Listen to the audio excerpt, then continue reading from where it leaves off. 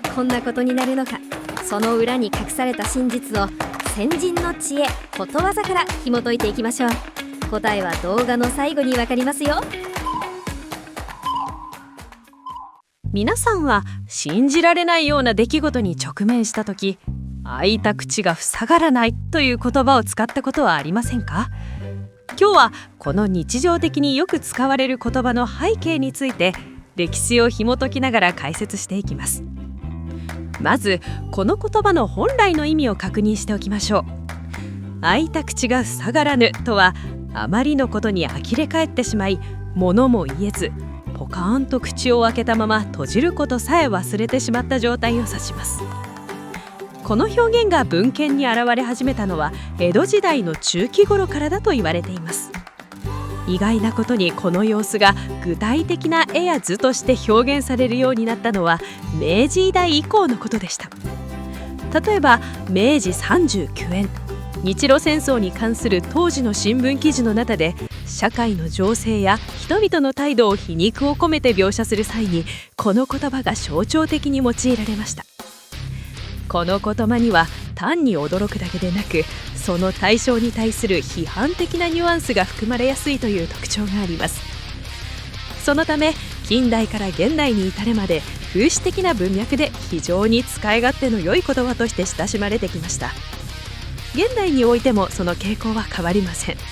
例えばかつて新聞の風刺漫画では、官僚が民間に再就職する天下りのような社会的に問題視される人事に対して周囲が呆れ果てている様子を表現するためにこの言葉が引用されました。時代が変わっても理不尽な世の中の動きに対して私たちが抱く呆れの感情はこの言葉を通して共通して表現されているのです。また似たような言葉に開いた口へぼたもちというものがあります。こちらは何かを食べようと口を開けたらちょうどいい具合に美味しそうなぼたもちが飛び込んできたという場面を描いたものです。驚きで口が塞がらない状態とは対照的に、思いがけない幸運が舞い込むことを意味しており、江戸時代の中期にはすでに使われていた表現です。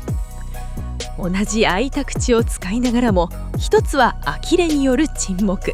もう一つは幸運の受け皿として描かれるのは非常に興味深い対比と言えるでしょう。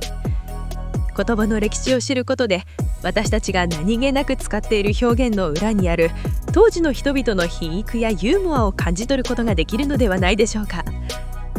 以上、ことわざ開いた口が塞がらぬについての解説でした。今日の話はいかがでしたか？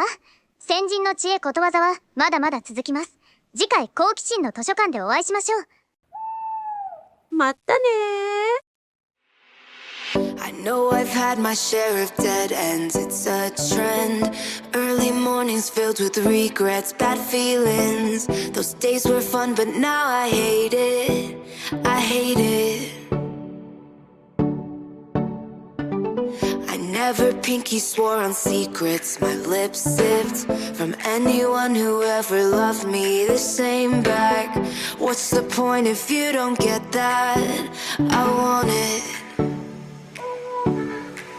Are you my last first kiss? I like your vibe if you feel